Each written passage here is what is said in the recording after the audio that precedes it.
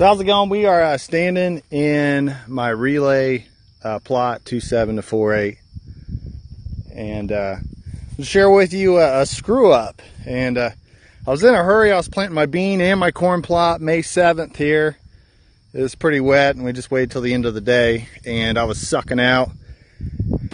And the guy I was working with, I should have been catching it, but we just weren't planting a row. So I actually put a hole in the bucket and just ran the gator down the row, and it seemed sloppy, but we're looking right here at that bucket drop gator, and you know, it didn't hurt us at all, and I actually learned quite a bit. So you look down here, just random seeds, and I really want beans in a birdshot pattern like you see out of a bucket. The beans don't know if they were planted with $1 million planter or a bucket on a gator.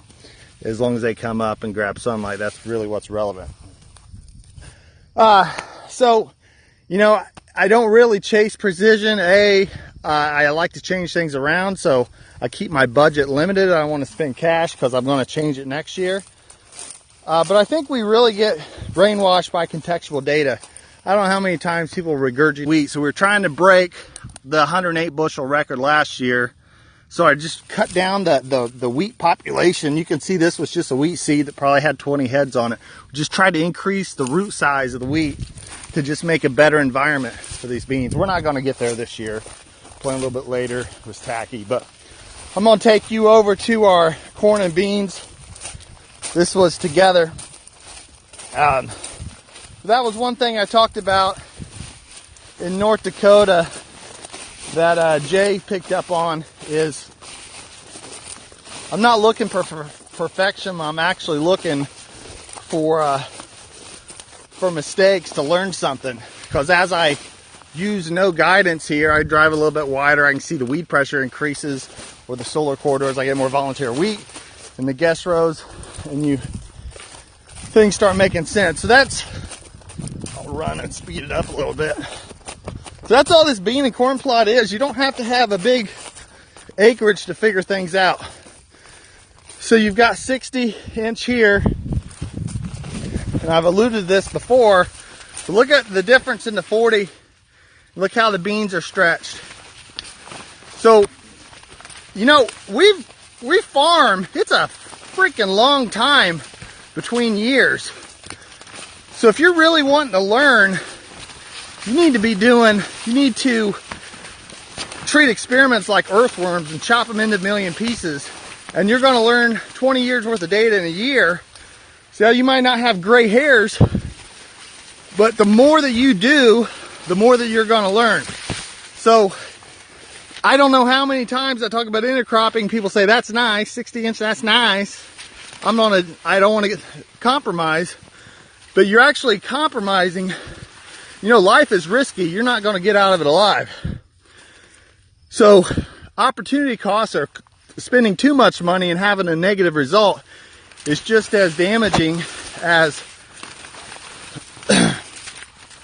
giving up yield. So that's why I say here, that's 40, that's 60. You're probably going to have 10 bushel beans here.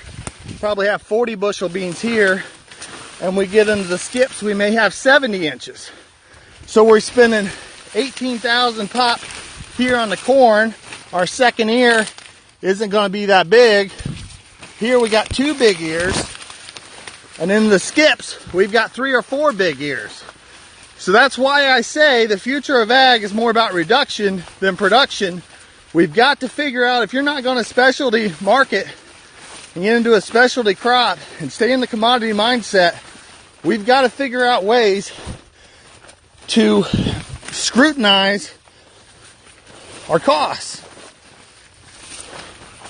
And I go back to the Amazon mentality. We get so much water. You know, the guy from Australia, Ben, was out here. He was talking about an old man stopping at his farm, asked him how much rain he got, and he could tell him the last 4 years. He said, "Who gives a bloody fuck?" It's a pretty funny story. But he was talking all about evaporation. So if we can limit our evaporation, our pan evaporation, we can really hedge our cover crop consumption through rows and low populations, figure out how to thatch it, put multiple entities out here, figure out how to integrate livestock, whether it be manure or manure biochar or grazing, and putting it all together. You could probably value add it in the story, but I think there's way more than just depending on subsidies to make the margins. So that's my speech for the day. But let me get my breath. It's pretty cool, you know? Just look at these.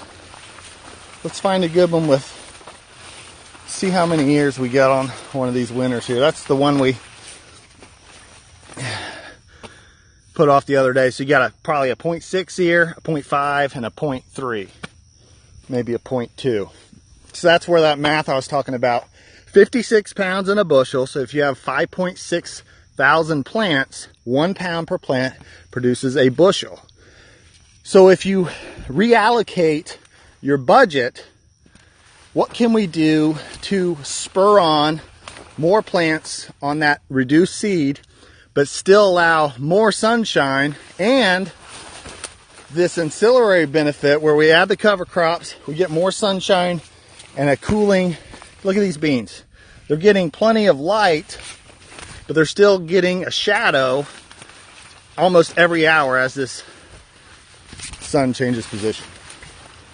All right. Thanks for watching, guys. If you want to come out here, September's pretty open. Bring a few beers or not. You don't have to, but you can play a little golf and come out here and check it out. Had several visitors already this year. And as I alluded to, Isaac Greason really nailed it. He said, figure out how to give plants a competitive advantage through sunshine. So the beans are happy in this context. The corn is happy up here. You got to figure out how these strings are attached. We'll go on from there. Look at this guy. Big corn right in the beans. Cool stuff. And that's right here. We didn't get the third, but you might have a 0.6 and 0.6. So you might be able to spur 2 big ass ears and get to 1.2. That's 120. You cut this down to 75K with a cereal and get, say, 65 bushel here, 120 here. Lower your cost, your fertilizer and everything down tremendously. Here's what I think is really funny. You put this on here and somebody give you an objection. We landed on the moon in 1969. It's not that very hard to separate seed. It's just something you're not familiar with. So if something is $150 or $200 more profitable, is going to require something else and you're cutting out stuff, we can figure it out, folks. Not that hard. All right, we'll see you. Thanks for watching, guys.